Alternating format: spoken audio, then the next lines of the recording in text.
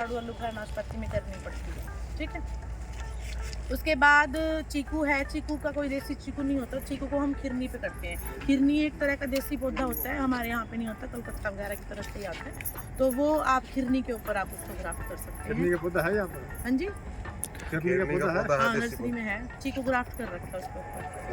आप जहाँ से आप आए हैं ना, उसमें ही लास्ट में चीकू ग्राफ्ट कर रखा है उसके ऊपर, वो आप देख सकते हैं, देसी पौधा। और अगर समय की बात करें तो आड़ू आलू बुखारा नाशपाती का समय अभी है दिसंबर जनवरी, क्योंकि वो डोरमेंसी में होता है, पत्ते गिरा देता है, तो अभी आप कर सकते हैं।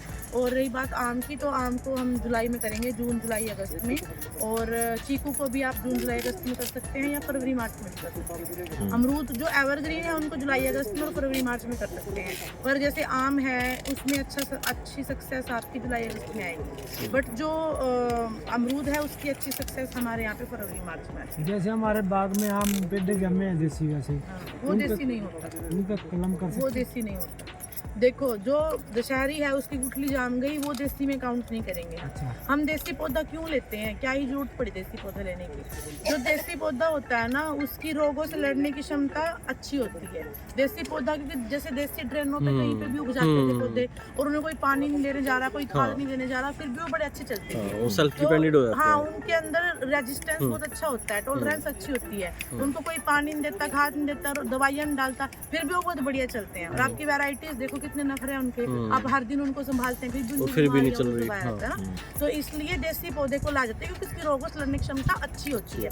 या फिर अगर धरती में नमक बहुत ज्यादा है तो उस नमक से रेजिस्टेंस उसका अच्छा होता है, इसलिए देसी यूज करते हैं। तो वो आपका पर्पज सॉल्व नहीं करेगा कि दशहरी का पौधे की गुठली नीचे गिर गई, जाम गई और वो आपका देसी हो गया। हालांकि यूपी में सबसे बड़ा स्कैम यही है, वो क्या करते हैं, लोगों के बागों में जाते हैं और बागों में से जाके आपकी जो गुठलियाँ जानी है नीचे, उनको उठा के फटवा के पॉली बैगों में डाल लेते हैं और बाद में उस पर ग्राफ्टिंग कर देते हैं। उसकी ऐसा कोई साइंटिफिक ऐसी स्टडी नहीं है कि उसकी बहुत लंबी लाइफ या क्या रही होगी, क्योंकि साइंटिफिकली अच्छा वही है जो प्रॉपर देसी हो। अब देसी की पहचान क्या होती है, अब हमारे यहाँ पे तो बहुत कम मिलते हैं, जो आप लोगों ने तो फिर भी देखे होंगे। देसी में क्या होता है, छोटे साइज के फ्रूट और जिसके सीड पे ही जो स्टोन है ना, उसी पे सारा पल्प चिपका रहता है और बहुत खट्टे होते हैं।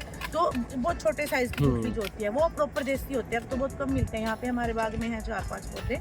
उसके अलावा हिमाचल के रोड साइड, कोटा से आके जाएंगे ना, रोड साइड पे सब जगह ये देसी आम ही यहाँ पे लगे। तो वो वाले जो गुठली है उसको आप लाएं अगस्त में, कार्बेंडाजिम से ट्रीटमेंट करके 2 ग्राम प्रति लीटर के हिसाब से उसमें ट्रीटमेंट करके फिर उसको पॉली बैग में आप लगाएं। फिर उससे आपकी सीडलिंग आएगी, उसको 1 साल संभालें, फिर उसके बाद अगले साल आप ग्राफ्टिंग कर सकते हैं। और रही बात आलू बुखारा की, जैसे आपको जोगा ने बताया था कि कलम से हम उसका देसी तैयार करेंगे। और आड़ू है, अगर कहीं देसी आड़ू तैयार हो रहा होता है तो देसी आड़ू बीज से तैयार होता है, बट हमारे यहाँ नहीं हो पाता, क्योंकि देसी आड़ू को स्ट्रैटिफिकेशन चाहिए, ठंडे बहुत डीप फ्रीज में बहुत ठंडे टेम्परेचर पे उसको रखना पड़ता है, फिर जाके उसमें इंडक्शन आता है। तो इसलिए हम देसी आड़ू को यहाँ जर्मिनेट नहीं कर सकते, तो वो आपको हिल्स से ही लेना पड़ेगा। ऐसे ही कैंथ और बी है, कैंथ के बीज यहाँ जर्मिनेट नहीं हो सकते, पर बी की कटिंग कुछ हद तक हो जाती है। तो अगर आपको बी की कहीं से कटिंग मिलती है तो कुछ हद तक वो आपकी इस एरिया में हो जाएगी, उसको आप लगाएंगे। 1 साल बाद आपका वो ग्राफ्टिंग कर सकते हैं उसके ऊपर, जैसे अब हम करेंगे बी के ऊपर कर भी रहे हैं, और आड़ू के ऊपर, आलू बुखारा के ऊपर, जैसे अब समय है। इसके बाद अगर गुट्टी बांधने की बात है तो एयर लेयरिंग जो करते हैं वो लीची में और नींबू में एयर लेयरिंग करी जाती है, और उसका समय अभी है नहीं, उसका समय होता है अप्रैल में, अप्रैल मई जून में। ठीक है, तो अप्रैल मई में आप गुट्टी बांध सकते हैं और जब उसमें जड़ें आ जाएंगी फिर आप उसको जुलाई में अपने पॉली बैग में शिफ्ट कर दोगे। ठीक है, और रही इसके अलावा अनार है, अनार को हम कटिंग से भी तैयार करते हैं और अनार में हम गुट्टी भी बांधते हैं। जो कटिंग से तैयार करना है वो हम दिसंबर में करेंगे अभी, क्योंकि वो भी डोरमेंसी में चला जाता है, पत्ते गिरा देता है। और अगर उसको एयर लेयरिंग करनी है तो वही अप्रैल मई जून आपका सही समय है एयर लेयरिंग करने का। ठीक है, और क्या बचा, मलबरी बचा, शहतूत। शहतूत के भी डायरेक्ट कलम काट के आप लगा सकते हैं। वो टाइमिंग दिसंबर जनवरी में आप उसकी कलम काट के लगा सकते हैं।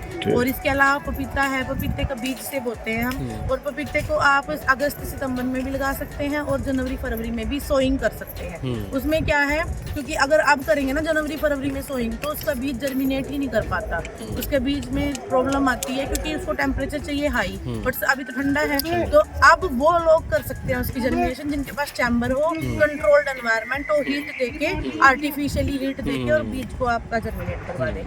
अगस्त सितंबर में, अगस्त में ठीक ठीक ठाक जब गर्मी रहती है तो उस टाइम पे हो जाता है। दोनों ही केस में अगर आप फरवरी में फील्ड में लगाते हैं, फरवरी या मार्च में फील्ड में लगाते हैं, तो उस टाइम पे आप फरवरी मार्च में लगाएंगे और गर्मियाँ बर्दाश्त करनी पड़ेंगी, जाके वो सर्दियों में आगे आपका गर्मियाँ कंट्रोल कर लेगा, लास्ट में जाके आपका थोड़ी पकने में दिक्कत आएगी। अगर आप अप्रैल में लगाते हो फिर तो जमी सर्दी में जाके पकेगा, पक नहीं पाएगा, आप कच्चा ही बेच सकते हो।